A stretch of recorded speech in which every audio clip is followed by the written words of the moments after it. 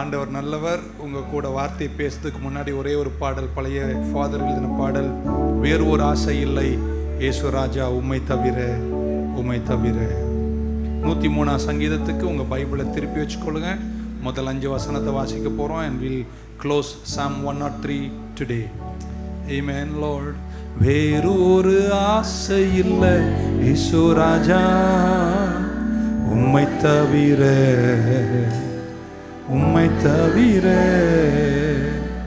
வேறொரு ஆசை இல்லை ஏசுராஜா உம்மை தவிர உம்மை தவிர. உம் பாதம் பணிந்து நான் உம்மையே தழுவினே. உம் பாதம் பணிந்து நான் உம்மையே தழுவினே. உம்மையே தழுவினே. வேறு ஒரு ஆசை இல்லை ஏசுராஜா உம்மை தவிர உம்மை தவிர. வேறு ஒரு ஆசை இல்லை ஏசுராஜா உம்மை தவிர உம்மை தவிர. இருள் நீக்கும் வெளிச்சமே என்னை காக்கும் தெய்வமே. இருள் நீக்கும் வெளிச்சமே என்னை காக்கும் தெய்வமே. என்னை காக்கும் தெய்வமே. வேறு ஒரு ஆசை இல்லை ஏசுராஜா உம்மை தவிர உம்மை தவிர.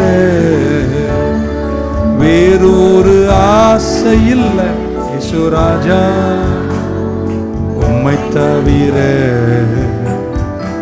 உம்மை தவிர. 103 சங்கீதம் அதனுடைய முதல் 5 வசனங்களை நம்ம தியானிச்சிட்டு இருந்தோம். ஒன்று மன்னிப்பு, forgiveness of God. 2 divine health, தெய்வீக ஆரோக்கியம். 3 தெய்வீக மீட்பு. 4 தெய்வீக கிரீடம், crowning, நன்மையால் முடிசூட்டுகிறார். 5வது இன்னைக்கு கன்க்ளூட் பண்ணுறேன். அடுத்த வாரம் மீண்டும் வேற ஒரு பங்குக்கு போகிறோம். கர்த்தர் நல்லவர், எல்லோரையும் கர்த்தர் உயர்த்தி நடத்துகிறார். எங்கள் அண்ணனை மாநில அளவில் ஒரு பதவியை கொடுத்து ஆசீர்வச்சிருக்கிறார். கர்த்தர் உங்கள் கூட இருப்பாராக. எழுந்து செயல்படுங்கள். தேசம் அறிவுள்ளவர்கள் எழும்பும் காலம் காணட்டும். ஸோ இன்னைக்கு பேசப்போவது தெய்வீக திருப்தி, டிவைன் சாட்டிஸ்ஃபேக்ஷன். இப்படி வாசிக்கலாம். எல்லாரும் சேர்ந்து, என் ஆத்துமாவே கர்த்தரை ஸ்தோத்தரி, என் முழு உள்ளமே அவருடைய பரிசுத்த நாமத்தை ஸ்தோத்தரி. என் ஆத்துமாவே கர்த்தரை ஸ்தோத்தரி, அவர் செய்த சகலோபகாரங்களையும் மறவாதே. அவர் நக்கிரமங்களெல்லாம் மன்னித்து என் நோய்களெல்லாம் குணமாக்கி என் பிராணனை அழிவுக்கு விலக்கி மீட்டு உன்னை கிருபையினாலும் இரக்கங்களினாலும் முடிசூட்டி நன்மையினால் உன் வாயை திருப்தியாக்குகிறார். கழுகுக்கு சமானமாய் உன் வயது திரும்ப வால வயதாய் மாறு. கிட்டத்தட்ட 5 வாட்டி படிச்சிட்டோம், உங்களுக்கு நல்லா தெரியும். நம்பர் 1, இப்படி அவர் என்ன சொல்றார்? சங்கீதக்காரன் என்ற ஆழத்தை பார்க்க வேண்டும். What is satisfaction? உன் வாயை நன்மையால் திருப்தியாக்குவாராம். What is satisfaction? இங்கிலீஷ் டிக்ஷனரியில் போய் சாட்டிஸ்ஃபேக்ஷன் அல்லது திருப்தி என்பதற்கு மீனிங் எடுத்துக்கொள்ளலாம். பட் அதை விட பழைய ஏற்பாட்டில் சென்று அங்கே மூல பாஷையில் என்ன அதற்கு அர்த்தம் சொல்லியிருக்கிறார் என்று அலசி பார்க்கும்போது, means satisfaction means to be made full. நிறைந்திருக்கிறோம், நிறைந்திருக்கணும். At the verge of overflowing, நிறைஞ்சு கவியும் அளவிற்கு நான் திருப்தியாக இருக்கிறேன். நிறைஞ்சிருக்கீங்களா? ஃபுல்லாக இருக்கீங்களா? ஃபுல் மட்டும் இல்லை, பாத்திரம் வழிந்தோடுற அளவிற்கு திருப்தியாக இருக்கேன். அப்படி இருக்கீங்கன்னு நினைக்கிறேன். அல்லது ஆண்டவர் என்னை திருப்தியாக்க விரும்புகிறார். எந்த அளவிற்கு திருப்தி ஆக்குகிறார்? வழிந்தோடும் அளவிற்கு. ஒரு பக்கத்தில் ஒருத்தர் பார்த்து நான் அதை திருப்தியாக இருக்கேங்க சொல்லும்போதே தெரியுது. பல நன்மையான விஷயங்களால் கடவுள் இன்னைக்கு இந்த செய்தியை நல்லா கேட்டுட்டிங்கன்னா செழுமை என்பதை உங்களுக்கு ஒரு பிரச்சனையே இருக்காது. பொருளாதாரம் எவ்வளோ உயர்ந்தாலும் நீங்கள் அசைக்கப்பட மாட்டீர்கள். அதுக்கு அர்த்தத்தை சொன்னால், ஒரு பெரிய ஹோட்டலில் போயிட்டு பஃபேல பெரிய பஃபேல போயிட்டு நீங்கள் அது இது சாப்பிட்டதுக்கப்புறம் எம்மா சாமி நம்மளால் இதுக்கு மேலே சாப்பிட முடியாதுன்ற அளவிற்கு திருப்தியாக இருப்பது போல் அர்த்தம். அந்த மாதிரி தான் அந்த வார்த்தைக்கு அர்த்தம். So God satisfies. அந்த வசனம் என்ன சொல்லுதுன்னா, அவர் உன்னை திருப்தியாக்குவார்னு சொல்லலை, உன் வாயை திருப்தியாக்குவார், உன் இருதயத்தை திருப்தியாக்குவார்னு கூட சொல்லலை.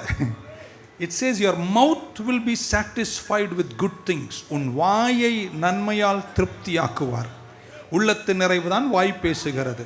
ஆனால் ஹார்ட் அதில் கனெக்டடாக இருந்தாலும், இங்கே சொல்லப்பட்ட வார்த்தை ஆத்துமாவென்று சொல்லவில்லை, இருதயம் என்று சொல்லவில்லை, உன் வாயை நன்மையால் திருப்தியாக்குகிறார்.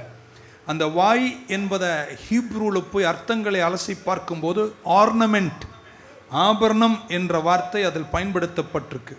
ஸோ ஒரு குதிரையின் வாயை ஆர்னமெண்ட் பண்ணுறாங்கன்னு சொல்கிறாங்களாம். அதுக்கு அர்த்தம் பிரிடில் பண்ணுறாங்க அல்லது கடிவாளம் போடுகிறார்கள். ஒரு பெரிய குதிரை, சக்தி உள்ள குதிரையை கண்ட்ரோல் பண்ண, அதனுடைய முழு சர்வத்தையும் கண்ட்ரோல் பண்ணுவதற்கு பயன்படுத்துவது அதன் வாயில் போடுகிற கடிவாளம் என்பது போல கர்த்தர் நம்மை எப்படி திருப்தியாக்குகிறாராம். உங்கள் இருதயம் கூட சொல்லலை, இருதயம் கனெக்டடாக இருந்தாலும் உங்கள் வாயை திருப்தியாக்குகிறார்.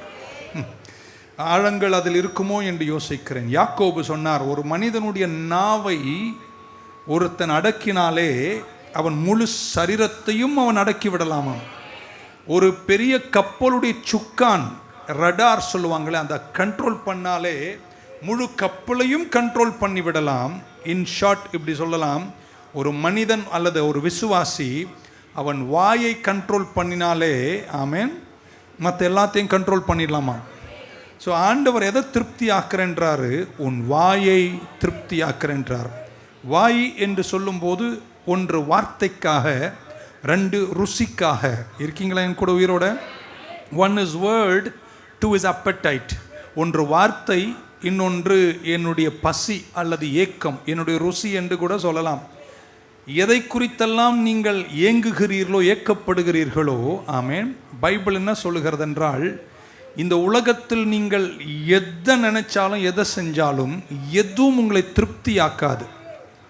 அந்த அளவிற்கு நீங்கள் கிறிஸ்துவுக்குள் வளருவீங்கன்னு நம்புகிறேன். ஆமேன். அந்த எபிரேய வார்த்தையை அவர் சூஸ் பண்ணும்போது, அந்த மவுத் என்ற வார்த்தைக்கு அவள் satisfy your mouth with good things அப்படின்னா, யார் தன் நாவை சரியாக வைத்துக் கொள்கிறார்களோ, வாயை சரியாய் வைத்துக் கொள்கிறார்களோ, ஆமேன், அவர்கள் எல்லாவற்றிலும் திருப்தியாயிருப்பார்கள். கடைசியில் அவருடைய தீர்ப்பை நான் புரிந்து கொள்ளுகிறேன். நீங்கள் பேசுவதை சார்ந்துதான் உங்கள் திருப்தி இருக்கும். ஆமேன்.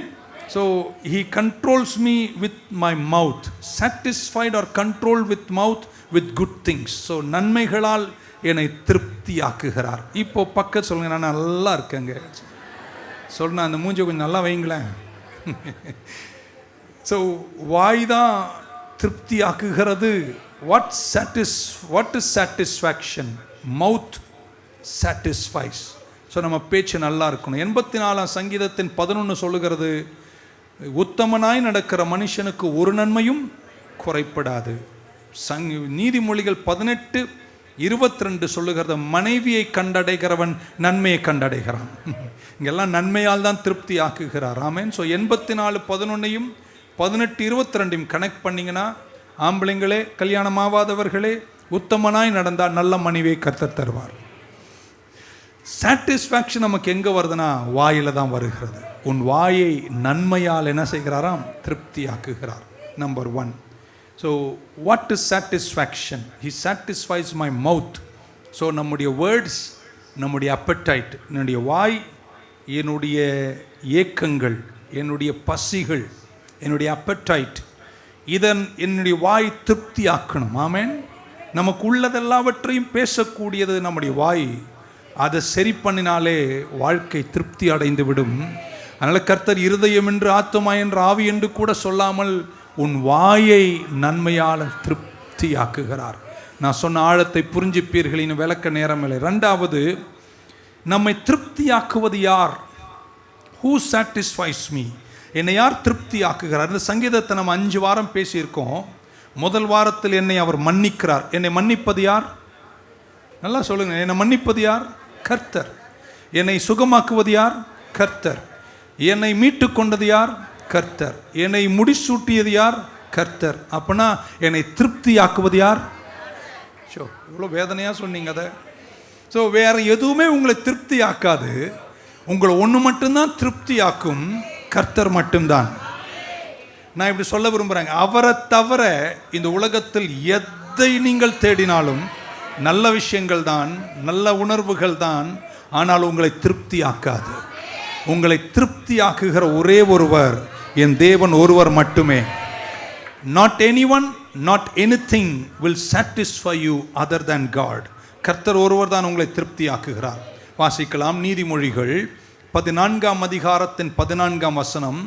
இப்படி சொல்லுது, the backslider in heart, ஒரு மனிதன் a backslider in heart will be filled with his own ways. பின்மாறி போறவன் சொந்த வழிகள் நடப்பான். but a good man will be satisfied from above. பின்மாறுகிறவனுக்கு 1000 வழி திருப்தியை தேடுவான், ஆனால் நல்ல மனிதனுக்கு திருப்தி எங்கிருந்து வருமாம்? பரத்திலிருந்து தான் வரும். 2 பேரை பக்கத்தில் தட்டி சொல்லுங்க, அவர் தான் என்னை திருப்தியாக்குகிறார். இன்னொரு வசனத்தை காட்டுகிறேன். பிரசங்கியின் புஸ்தகம் 5ஆம் அதிகாரம் 10. கர்த்தர் தான் என்னை திருப்தியாக்குகிறார். 5:10 of the book of Ecclesiastes. He who loves silver will not be satisfied with silver. வெள்ளி மேல் அன்புள்ளவன் வெள்ளியால் திருப்திப்படுவதில்லை. நிறைவை விரும்புகிறவன் நிறைவால் திருப்தி அடைவதில்லை. இது மாயை என்று சொல்லுகிறார். ஆமென். ஸோ நீங்கள் எதை விரும்பினாலும், விரும்புகிற எந்த விஷயமும் உங்களை திருப்தியாக்காது. ஒரு 50 வயசில் இவ்வளோ தூரம் கத்திருப்பீங்கன்னு நினைக்கிறேன். அதை எல்லாத்துக்காக நன்றி, நல்ல விஷயங்களுக்காக நன்றி. இது எதுவும் உங்களை என்ன செய்யாது? பாச சொல்லிட்டார் அப்படின்னு எல்லாத்தையும் போய் வித்துறாதீங்க. நல்ல விஷயங்கள்லாம் வச்சுக்கோங்க, எல்லாம் கடவுள் தருகிறாரு. ஆனால் அது எதுவும் உங்களை என்ன செய்யாது? திருப்தியாக்காது. புரிஞ்சிருந்தா நீங்கள் ஆமேன்னு சொல்லியிருப்பீங்க. 145ஆம் சங்கீதம் 16. என்னை திருப்தியாக்குவது வேறு யாரும் அல்ல, கர்த்தர். 145:16 book of Psalms. Psalm 145:16. You open your hand, கர்த்தாவே உம்முடைய கரங்களை திறந்து, you satisfy the desire of every living thing. தமிழில் படிக்கலாம் சீக்கிரமா. நீர் உமது கையை திறந்து சகல பிராணிகளின் வாஞ்சையும், அப்போ நம்மளை மட்டும் அல்ல எல்லா பிராணிகளையும் திருப்தியாக்கக்கூடியவர் யாருங்க? கர்த்தர் தான். Nothing and no one can satisfy you except the Lord. இதை திரும்ப தமிழில் சொல்லும்போது ஒரு ஆமீன். எதுவும் எவரும் உங்களை திருப்தியாக்க முடியாது. உங்களை திருப்தியாக்குகிறவர் ஒருவர் மட்டும்தான். நான் ஆராதிக்கிற என் தேவன் என்று ஒத்துக்கொள்றவங்க, புதுசாக ஒரு வேலை கர்த்தாவே நீ கொடுத்தா நான் சந்தோஷமா இருப்பேன், அது உங்களை திருப்தி ஆக்காது. இந்த வீடை வித்துட்டு ஒரு புது வீடை வாங்கினா அது உங்களை திருப்தி ஆக்காது. வாங்காதீங்கன்னு சொல்ல இல்லை, ஆமேன். அது திருப்தி ஆக்காது. சம்பளம் உயர்ந்தா திருப்தி ஆகாது, ஆமேன். கணவர் திருப்தியா, மனைவி திருப்திப்படுத்த முடியாது, ஆமேன். அவங்கெல்லாம் இருக்கணும். nobody, nothing, anything, anybody can satisfy you. புதிய கார் திருப்தி ஆக்காது, ஆமேன். சொல்ல மாட்டீங்களா? புதிய வழிகள் திருப்தி ஆக்காது. அதெல்லாம் நமக்கு வேணுமா? வேணும். அதெல்லாம் கர்த்தருக்காக நம்ம வாங்கி நிறைவாய் பயன்படுத்தணும். இது எதுவும் உங்களை திருப்தி ஆக்காது. சொல்லட்டுமாங்க, புது செல்வாக்கு எனக்கு வேணும், திருப்தி ஆக்காது. நான் இப்படி சொல்ல போற ஒரே தீர்ப்பு கேட்டாமேன்னு சொல்லணும். தற்காலிகமாக இந்த பூமியில் காணப்படுகிற எல்லாம் நல்ல விஷயங்கள், அது எதுவும் உங்களை திருப்தி ஆக்காது. நித்தியத்திற்குரியதை மட்டும்தான் உங்களை திருப்தி ஆக்கும். நான் இவ்வளோ தூரம் புரிஞ்சவங்க தான் ஒரு ஆமேன்னு சொல்ல மாட்டீங்களா? இப்போ சொல்கிறேன் கேட்டுங்களேன். உங்கள் சூழ்நிலை நல்லா இல்லாமல் இருக்கலாம், பல கடினங்களில் இருக்கலாம், நீங்கள் இருக்கிற வேலை கூட உங்களுக்கு கஷ்டமாக இருக்கலாம், அந்த வேலை உங்களுக்கு திருப்தி இல்லாமல் இருக்கலாம். ஆனால் தேவனோடு உள்ள உறவில் நீங்கள் ஒரு வைராக்கியமாக இருந்துட்டா கஷ்டங்களின் நடுவில் கூட நீங்கள் திருப்தியாக இருப்பீங்க. ஏன்னா உங்களை திருப்திப்படுத்துவது வேலை அல்ல, வாகனம் அல்ல, வீடு அல்ல, செல்வாக்கு அல்ல, செல்வம் அல்ல. உங்களை திருப்தியாக்குவது பரத்தில் இருக்கிற தெய்வம். ஆமென் சொல்ல மாட்டீங்களா? விரும்பாத ஒரு வேலையில் இருந்து கொண்டு பல கஷ்டங்களை சகிக்கும் போதும் நீங்கள் திருப்தியாக இருக்க முடியும். காரணம் ஒன்றே ஒன்றுதான், தேவன்தான் என்னை திருப்தியாக்குகிறார். கஷ்டங்கள் இருக்கு, துன்பம் இருக்கு, வேதனை இருக்கு, ஆனாலும் நான் சந்தோஷமா இருக்கேன்னு சொல்ற 2-3 பேராவது இந்த சர்ச்சில் இருந்தவர் ஆமேன்னு சொல்ல மாட்டீங்களா? என்கிட்ட சிலர் சொன்னாங்க, பணம் வந்தா திருப்தி ஆகும்னு. பணம் உங்களை திருப்தியாக்க முடியாது. செல்வம் உங்களுக்கு வருவதாக நாங்களும் ஜெபிக்கிறோம். உங்க நல்லா இருங்க, செழுமையா இருங்க. ஆனா செல்வம் உங்களை திருப்தியாக்காது. உங்களை திருப்தியாக்குகிறவர் என் தேவன் ஒருவர் மட்டும்தான். 40 வயதில் என் வாழ்க்கையில் இந்த உயரம் செல்வத்தில் அடைவேன் என்று வியாபாரத்தில் இறங்குகிறார். இளைய வயதில் 40வது வயதில் அவர் என்ன டார்கெட் வச்சாரோ அந்த டார்கெட்டின் உயரத்தில், செல்வத்தில், மகத்துவத்தில் வந்துவிட்டார். ஆனால் அவர் பின்பு சொன்னார், After the age of 40, I reached my financial goal. என்னுடைய பொருளாதார லட்சியத்தை நான் அடைந்து விட்டேன். ஆனால் அதற்கு பின்பு என் வாழ்க்கை, I was miserable, I was depressed, I was discouraged. I went to doctor, I went to psychiatrist, and finally I cried out to God, and only God was my refuge. என்ன தெரியுமா அவர் சொல்றாரு? 40 வயதில் நான் அடைய வேண்டிய உயரத்தையும் செல்வத்தையும் அடைந்து விட்டேன். நான் நினைச்ச அதனை திருப்தியாக்கும் என்று இன்னும் என்னை வேதனையில் கொண்டு போய் சேர்த்தது. கடைசியாக என் கையை உயர்த்தி கர்த்தரை நோக்கி கதறி கூப்பிட்டேன். அவர் எனக்கு மறு உத்தரவை கொடுத்ததனால் இன்றைக்கு நலமாயிருக்கிறேன். செல்வம் மட்டும் உங்களை திருப்தியாக்காது. உங்களை திருப்தியாக்குகிறவர் என் தேவன் ஒருவர் என்று நம்புறவங்க கரங்களை உயர்த்தி இதுவரைக்கும் சொல்லாதவராமேன்னு சொல்ல மாட்டீங்களா?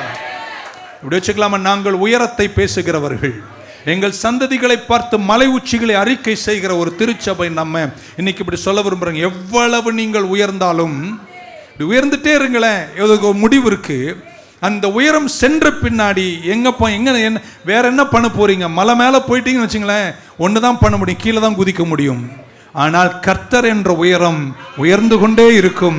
நீங்கள் எவ்வளவு தூரம் போனாலும் அந்த உயரத்திற்கு போங்க. உங்களை திருப்தியாக்குகிறவர் உலகம் அல்ல, செல்வம் அல்ல, வழிகள் அல்ல, வீடு அல்ல, கார் அல்ல, பங்களா அல்ல, அவை எல்லாவற்றுக்கும் நன்றி சொல்லுகிறேன். உங்களை திருப்தியாக்கி நடத்துகிறவர் என் தேவன் என்று சொல்றவங்க மட்டும் கரங்களை உயர்த்தி அல்லேலூயா என்று சொல்ல மாட்டீங்களா? Who satisfies me? God. Amen. What is satisfaction? My mouth. ஆமென் சொல்ல மாட்டீங்களா? My appetites. 2, என்னை திருப்தியாக்குகிறவர் என் தேவன். 3வது, அவர் திருப்தியாக்குவதனால் எனக்கு கிடைக்கிற பலன் என்ன? அவர் என் வாயை நன்மையால் திருப்தியாக்குகிறார். அந்த வாய் நன்மையால திருப்தியாய், ஆழமா கேட்குறீங்கன்னு நினைக்கிறேன். என் வாய் நன்மையால திருப்தி ஆச்சுன்னா எனக்கு என்ன பலன் கிடைக்கும்? அவரே சொல்றார், உன் வயதை திரும்பவும். ஒரு வேண்டா வெறுப்பா பேசுற மாதிரி இருக்கு. இன்னொரு முறை, உங்க வாயை நன்மையால் அவர் என்ன செய்வாராம்? திருப்தி ஆக்கினால் உங்களுக்கு கிடைக்கிற பலன் என்ன?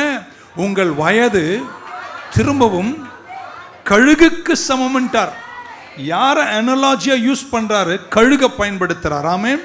கர்த்தர் உங்களை மன்னித்தார், உங்களை சுகமாக்குவார், உங்களை மீட்டு கொண்டார், உங்களை கிரீடம் சூட்டினார். இப்போ அவர் சொல்றார், உங்க வாயை நீங்கள் நன்மையால திருப்தி ஆக்கும் போது உங்கள் வயது கழுகுக்கு சமமாய் திரும்பவும் வாழ வயதாய் மாறும். இந்த தலைமுறை குறித்து அன்றைக்கே பைபிள் சொல்லிச்சு, இது திருப்தி அடையாது. நீங்க பாருங்களேன், கத்தி, கபடா, கஞ்சா, ட்ரக் எது பண்ணியும் அவன் வாழ்க்கை சீரடையாமல் இருப்பதற்கு காரணம் அன்றைக்கே ஒரு தலைமுறை குறித்து பைபிள் சொல்லியது. நான் 2-3 வசனத்தை வாசித்து கண்டிப்பாக 8 மணிக்குள்ள முடிச்சிடறேன் நான். நீதிமொழிகள் 30ஆம் அதிகாரத்தினுடைய 11வது வசனம், Proverbs 30:11 இப்படி சொல்றார். There is a generation, ஒரு தலைமுறை குறித்து நான் சொல்லுகிறேன், that curses its father and does not bless its mother. ஒரு தலைமுறை என்றார். ஒரு தலைமுறை எப்படி இருக்குமாம்? தன் தகப்பனை அது என்ன செய்யுமாம்? சபிக்குமாம். தன் தாயை அது ஆசீர்வதிக்காதாம். இன்னைக்கு அதுதானே பார்த்து கொண்டு இருக்கிறோம். தேவ ஜனமே, நம்ம அப்படி இருக்கக்கூடாது. கீழே வாசிக்கிறோம் 12ஆம் வசனம். There is a generation அப்படின்றார். ஒரு தலைமுறை இருக்கு, that is pure in its own eyes. சிலரை பார்த்துருக்கீங்களா? அவனுக்கு எல்லாம் தெரிஞ்ச மாதிரி இருப்பான், and yet he is not washed from its filthiness. அவன் அசுத்தத்தில் தான் அவன் நடந்து கொண்டு இருக்கிறான். நான் விளக்கி சொல்ல எனக்கு நேரம் இல்லை, இல்லை ஒவ்வொரு வசனத்தை விளக்குவேன், உங்களுக்கே புரியும் என்று நான் நினைக்கிறேன். 13ஆம் வசனம் இப்படி சொல்றார், there is a generation, ஒரு தலைமுறை இருக்கு. ஓ lofty are their eyes and their eyelids are lifted up. என்ன தெரியுமா சொல்றாரு? பெருமையுள்ள ஒரு தலைமுறை. இப்படி பாருங்களேன், யாரை வேணா நையாண்டி பண்ணுவாங்க. முதல்வர் இருந்து கடைசி நடிகர் வரைக்கும் நையாண்டி பண்ணி கிண்டல் பண்ணி கேவலம் பண்ணுறதுக்குன்னே ஒரு கூட்டம் இருக்குது. ஸோ அவங்க சொல்ல ஒரு ஜெனரேஷன் இருக்குது, பெருமை பூத்தவர்கள், எல்லாம் தெரியும் என்ற மப்பில் வாழ்ந்து கொண்டிருக்கிற ஒரு கூட்டம் தலைமுறை. அது நடுவில் தான் நம்ம வாழ்ந்துட்டு இருக்கோம். ஏன் அப்படி இருக்காங்கன்னா, அவங்க வாய் இன்னும் நன்மையால் திருப்தியாகவில்லை. நான் சொல்கிற ஆழங்கள் நீங்கள் புரிஞ்சுப்பீங்க. I have no time to explain. 14ஆம் வசனம் சொல்றார், there is a generation, சொல்றார், there is a generation whose teeth are like swords. அவங்க பல்லெல்லாம் பட்டயம் மாதிரி இருக்காம். ஆமென். and whose fangs are like knives to devour the poor of the earth and the needy from among men. விளக்கம் தேவல உங்களுக்கு தெரியும். consider the sarcasm today in the world. உலகத்தில் நடக்கக்கூடிய விஷயங்களை சற்று அலசி பாருங்கள். இந்த தலைமுறை எங்க போயிருக்கு, இந்த தலைமுறை எப்படி இருக்கு? 15ஆம் வசனம் சொல்றாரு, the leech. தமிழ் என்ன சொல்லியிருக்கு? தா தா என்கிற 2 குமாரத்திகள் அட்டைக்கு உண்டாம். அட்டை என்றது ஒரு ஒரு ஒரு ஜீவி. லீச் என்று இங்கிலீஷில் சொல்லியிருக்கு. அதுக்கு 2 பெண் குழந்தை பெண் இருக்காம். அதுக்கு அதனுடைய பேரே தா தா. ஆமென். இதுமோ எல்லாமே எங்களை சார்ந்ததுன்னு நினைக்கிற ஒரு தலைமுறை. நீ சொல்றாங்க, நம்ம எல்லாம் எனக்குன்ற தலைமுறை அல்ல, திருப்தியாக்கி வாழுகிற ஒரு தலைமுறையை கர்த்தர் நியூ லைஃப் சர்ச்சில் எழுப்புவாராக. அவர் சொன்னதை கொஞ்சம் ஆழமாக நம்ம சிந்திக்க வேண்டியிருக்கு. இன்னொரு முறை அதை பிரசங்கம் பண்ணோம். There are 3 things. The leech has 2 daughters. Give. There are 3 things that are never satisfied. 4 never say enough. அவங்க திருப்தியே அடைய மாட்டாங்களாம் வாழ்க்கையில். நல்லா என்ன பார்க்குறீங்களா? புரியுதா ஏதாவது நான் பேசுறது? ஒரு தலைமுறை இருக்காம், அந்த தலைமுறை திருப்தி அடைவதே என்ன ஒரு அமைதி நிலவுது. அடுத்த வசனம் 16 சொல்றார். என்ன 4 விஷயம் சொல்றார்? 1 கல்லறை, 2 மலட்டு கற்பம், 3 தண்ணி இல்லாத நிலம், 4 நெருப்பு. இது 4ம் திருப்தி அடையாதது போல ஒரு தலைமுறையே இன்னைக்கு இருக்காம். அது எதிலுமே திருப்தி அடையாத தலைமுறை. அதனால தான் இவ்வளோ பிரச்சனைகள் இன்னைக்கு. ஏன் நம்ம வேதத்தை அறிந்து கர்த்தரை அறிந்து வாழுகிற நம்ம ஒழுக்கத்துக்கு நேரே போகிறோம் என்றால் ஒரே ஒரு காரணம், நம்ம திருப்தி அடைந்திருக்கிறோம். ஓகே, ஆமென் சொல்ல மாட்டீங்களா? எதுவுமே நான் கர்த்தரை நம்பி இருக்கிறேன், நான் நல்லா இருக்கிறேன், நான் சந்தோஷமா இருக்கிறேன், எல்லாம் இருப்பதற்காய் நன்றி, இன்னும் கடவுள் எனக்கு தருவார், எவ்வளோ வந்தாலும் நான் சந்தோஷமா இருப்பேன், திருப்தியா இருப்பேன். ஹல்லேலூயா. இந்த வசனங்களை திரும்ப படிங்க, எனக்கு நேரம் இல்லை. The generation acts like this because they are never satisfied. ஏன் அவங்க திருப்தி அடையலைன்னா, அவங்களுக்கு ஒன்று தெரியல.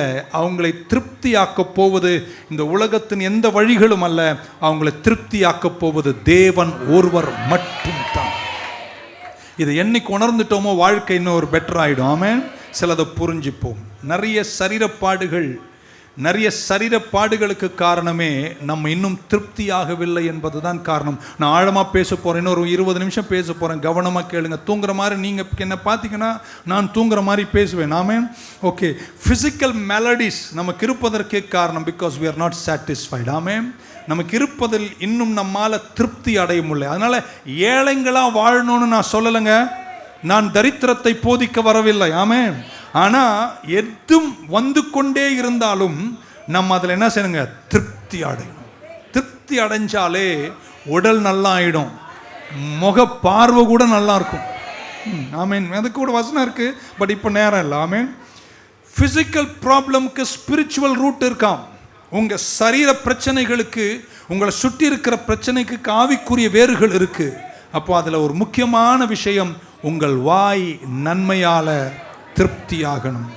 நமக்கு இருக்கிற நிறைய பிரச்சனைக்கு காரணம் நம்ம திருப்தி அடையாமல் இருப்பது தான். ஏன் அப்படின்றத இன்னைக்கு இப்போ சொல்ல போகிறேன். ஆழமாக நீங்கள் கவனிக்கணும். சிலதெல்லாம் வாழ்க்கையில் விட்டு கொடுத்து வாழ கற்றுக்கோங்க. தெரியும், ஆமீன் வராதுன்னு தெரியும்.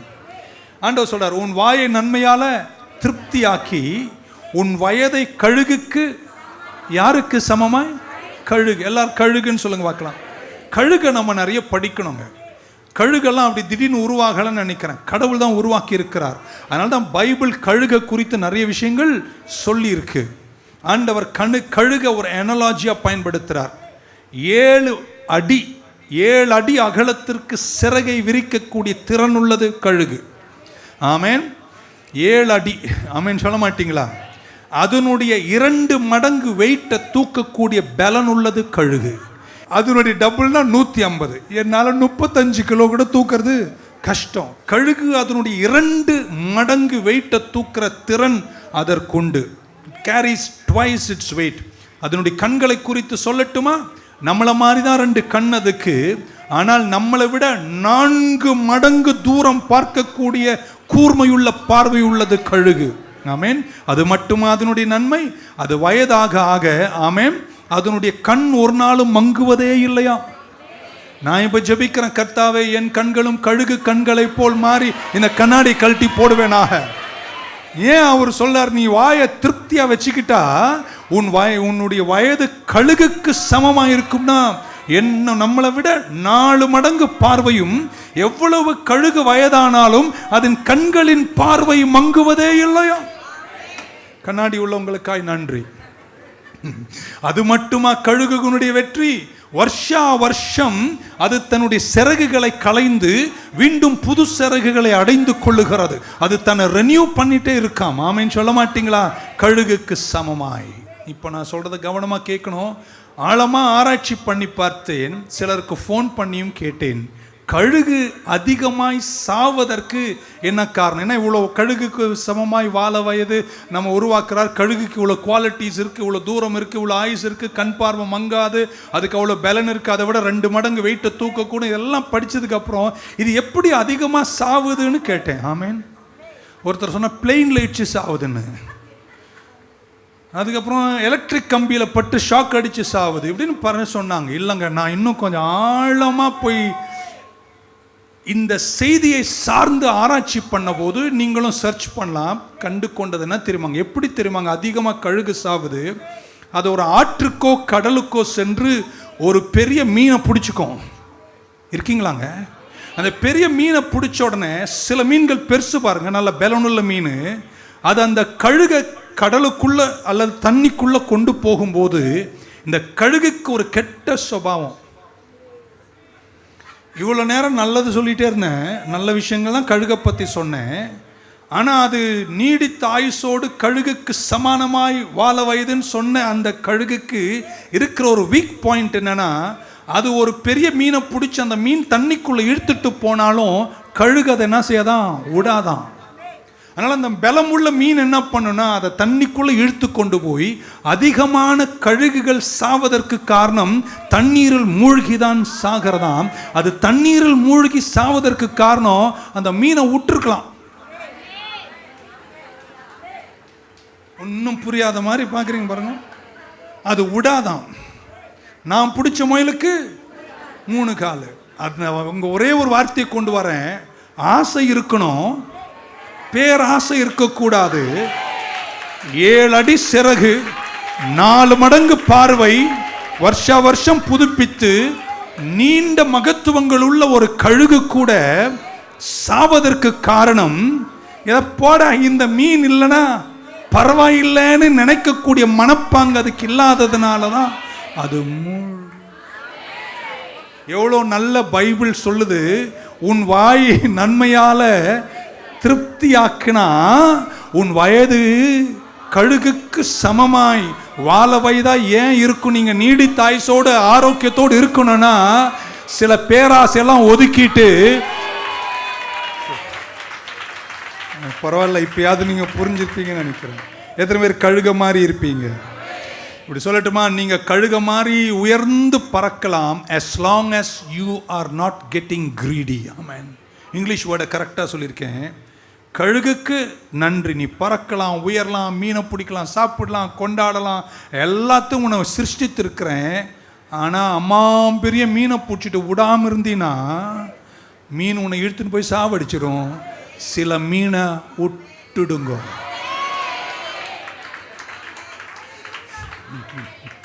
அல்லையெல்லாம் வரமாட்டேங்குது. ஓகே, உன்னை கழுகுக்கு சமமாய் உன் வயதை திரும்பவும் வாழ வயது. இந்த வாழ வயதுன்னு படிக்கும்போது நீங்கள்லாம் பாருங்கள், 20-30 வயசில் அப்படி உட்காண்ட்ருக்கீங்களா? நல்ல ஆரோக்கியம். நானும் அப்படி தான் இருந்தேன். புல்பிட்டை தாண்டி குதிப்பேன். பாட்டெல்லாம் என் பிச்சில் யாரும் பாடவே முடியாத மாதிரி பாடுவோம். மைக்கை பிடிச்சா 1.5 மணி நேரம் 2 மணி நேரம் தொடர்ந்து பாடுவேன். மூச்சு அப்படி நிற்கும். இப்போ இந்த வசனம் எனக்கு ரொம்ப பிடிச்சிருக்கு. என் வயது திரும்பவும் கால் வலிக்குது, மண்டை வலிக்குது. 20 பிரசங்கம் பண்ணாலும் ஓயாமல் நிற்பேன். இப்போ 7 தான் பண்ணுறேன் வாரத்தில். அதுவே கஷ்டமாக இருக்குது. அப்படின்னா நமக்கு என்ன தேவைங்க? இந்த வசனம் யாருக்கு தேவையோ இல்லையோ, எனக்கு ரொம்ப தேவை. அப்பா, எனக்கு 3 ஆடி 7 ஆடி 3 BMW வேணாம். நல்ல ஆரோக்கியம். நான் 90வது வயசு வரைக்கும் நின்று இந்த சபையில பிரசங்கம் பண்ண என் வயது திரும்பவும்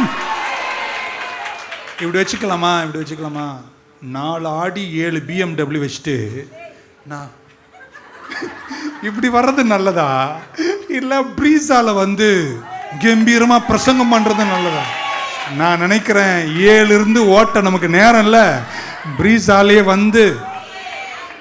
ஆனா ஆரோக்கியத்தோடு இருக்க, பேராசைகளை ஒதுக்கிவிட்டு என் வாயை நன்மையால திருப்தியாக்கி என் வயது கழுகுக்கு சமமாய் வாழ வயதாய். கமான், கையை தட்டி, ஆண்டவர் தான் என்னை திருப்தியாக்குகிறவர் என் தெய்வம். God is my satisfier. Hallelujah.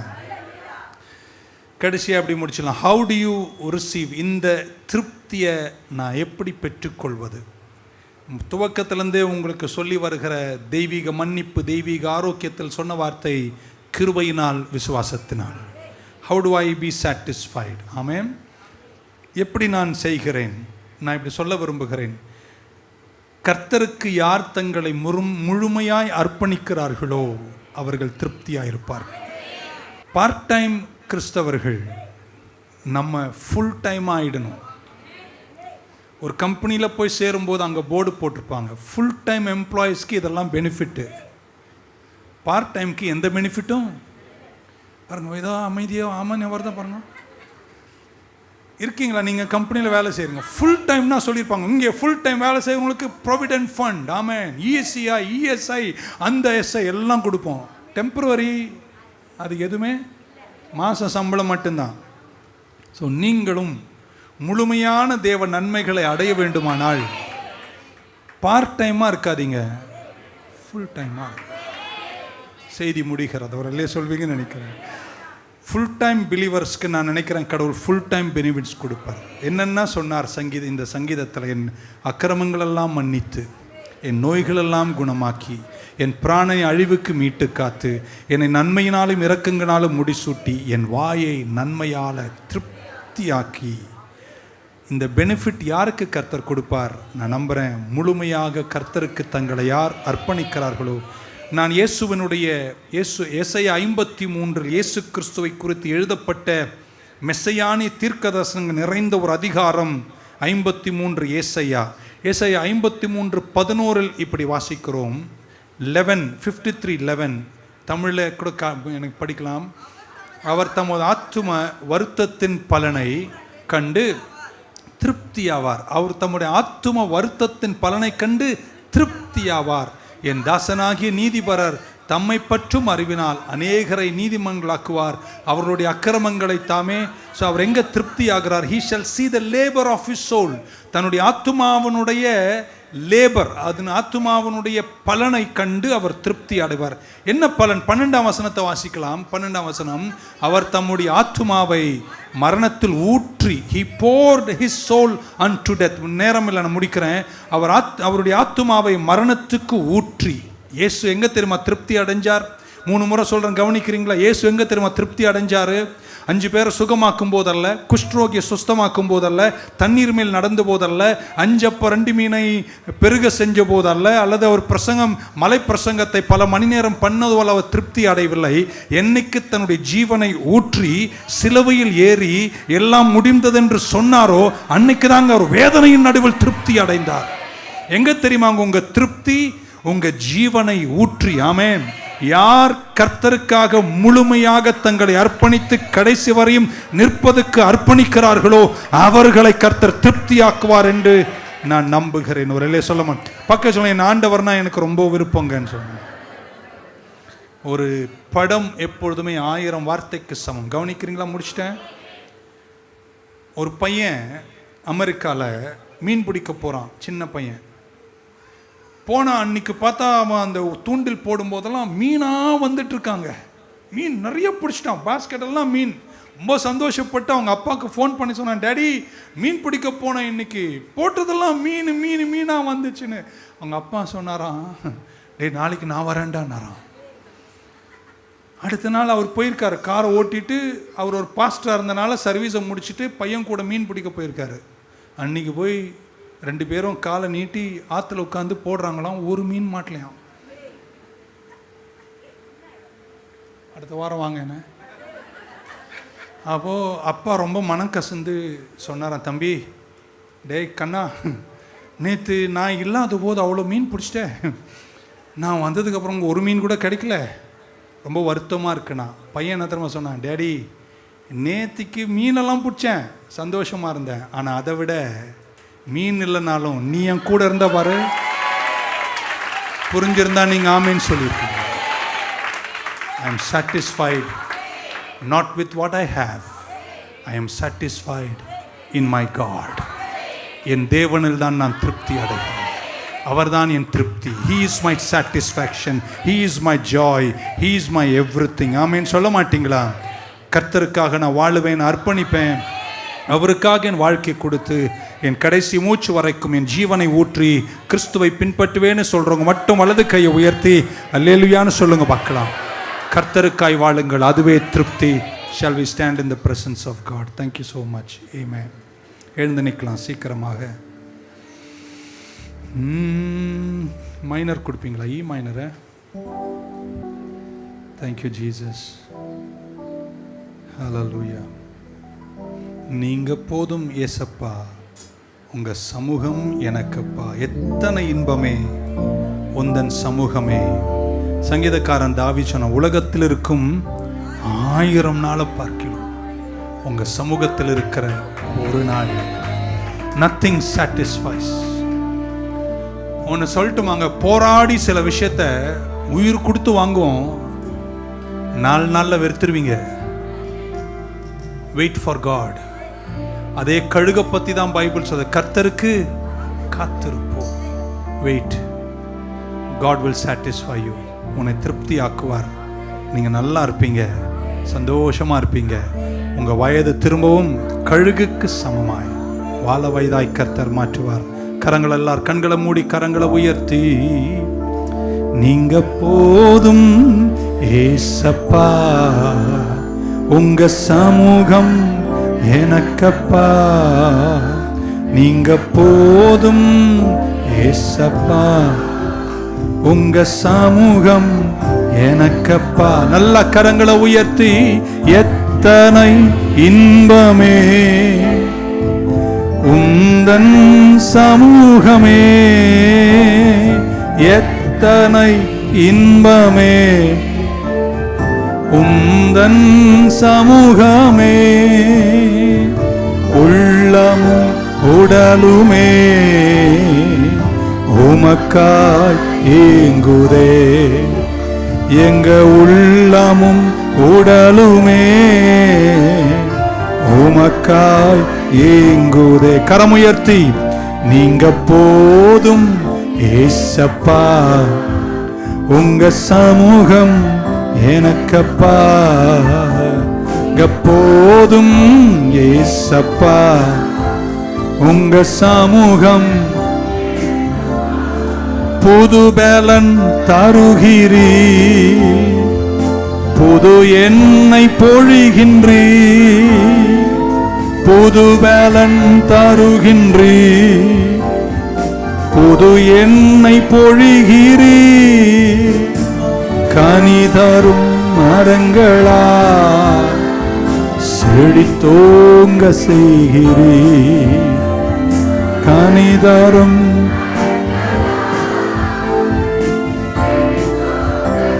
கரமுயர்த்தி one last time. நீங்க போதும் ஏசப்பா, உங்க சமூகம் எனக்கப்பா. நீங்க போதும், உங்க சமூகம். கண்மலையாம் தேவன்,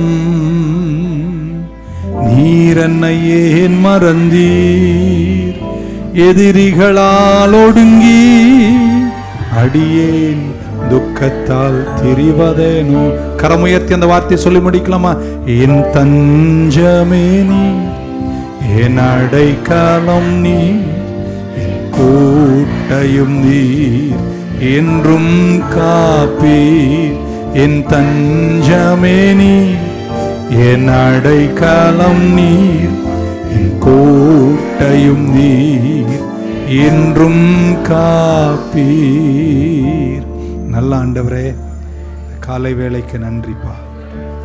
வாழ்க்கையில் நாங்கள் எவ்வளோ பார்த்தோம், எவ்வளோ நன்மைகள் செஞ்சீங்க.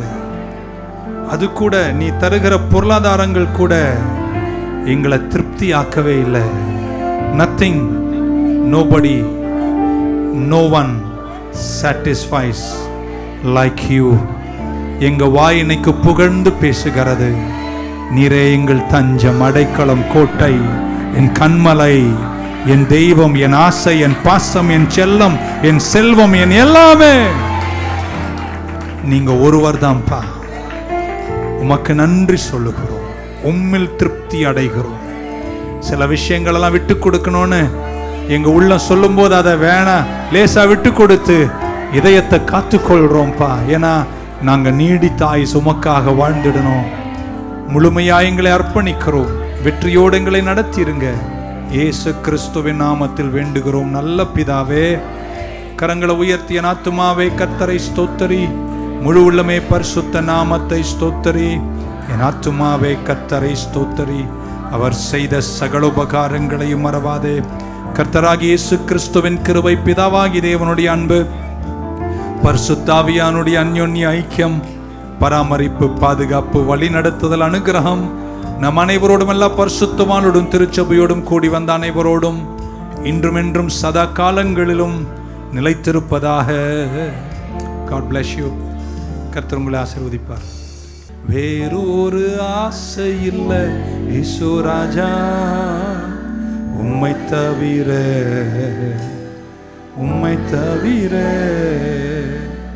வேறொரு ஆசை இல்லை இயேசு ராஜா, உம்மை தவிர,